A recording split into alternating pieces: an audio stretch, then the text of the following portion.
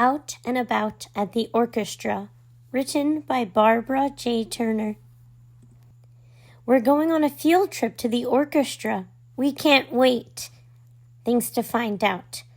Why does the orchestra always sit in a half circle? What's a woodwind instrument? Who chooses what music to play?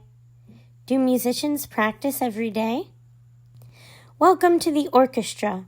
I'm Anna, your tour guide. You're in for a grand tour and a great performance. Please pick up your tickets and follow me. A ticket usually lists a row and a seat number, such as row B, seat 25. To find their seats, concertgoers match the letter and number on their tickets to the row and seat number inside the concert hall. This is the concert hall. Music travels from musicians through the air in invisible sound waves. The waves bounce off the walls and ceiling. The walls and ceiling are built to help the music sound its best. The musicians sit in a half circle on stage. This shape makes the sounds of different instruments blend together. It also helps the musicians hear one another better. Stringed instruments make up more than half of the orchestra. Watch these musicians move their bows across the strings. Stringed instruments can make sounds as soft as a trickling stream or as loud as a thunderstorm. Sometimes the string players pluck the strings with their fingers to make short, popping sounds. Each stringed instrument is played with a bow. The bows are strung tightly with hairs from horsetails. When a musician pulls the bow over an instrument's strings, the strings shake or vibrate. The music you hear is the sound of the vibrating strings. The smaller stringed instruments have a higher sound. The larger ones sound lower and deeper. A woodwind is a long tube-like instrument that a musician plays by blowing through it. Woodwinds can sound light and airy or dark and scary. Listen for the high sounds of the shorter instruments and the low sounds of the longer ones. A reed is a thin piece of cane. Cane is a stiff plant like bamboo. Reeds fit in the mouthpieces of clarinets, oboes, and bassoons. When a musician blows through a reed, it vibrates and makes a sound. The brass instruments boom and blare.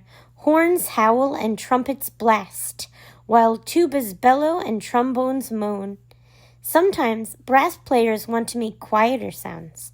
Then they place a mute inside a bell or a wide end of their instrument. Many brass instruments and woodwinds have keys or buttons. Pressing a key changes the distance the air travels through the instrument. The farther the air has to go, the lower the sound will be. Percussion instruments are played by striking or shaking them. If you can bang it like a drum, ring it like a bell, or jingle it like a tambourine, the instrument belongs in this section. Percussion instruments come from all over the world, in all shapes and sizes. Chinese gongs, Turkish cymbals, Cuban bongos, Spanish maracas and castanets, African drums, and steel drums from the West Indies. The conductor is the leader of the orchestra during practices and performances. The conductor counts out the beat and keeps the musicians playing together. Conductors also choose the music and tell the musicians when to play faster or slower, louder or softer.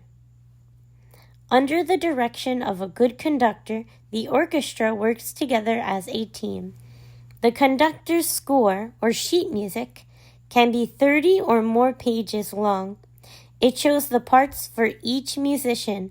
For a performance, a conductor either memorizes all the parts or follows the parts by reading the score. Now, find your seats and pick up your programs. The concert is about to begin. Listen for how the strings, woodwinds, brass, and percussion instruments work together with the conductor to make amazing music. A program is filled with information about music played at a concert. It names the people who wrote the music and the musicians who will be playing.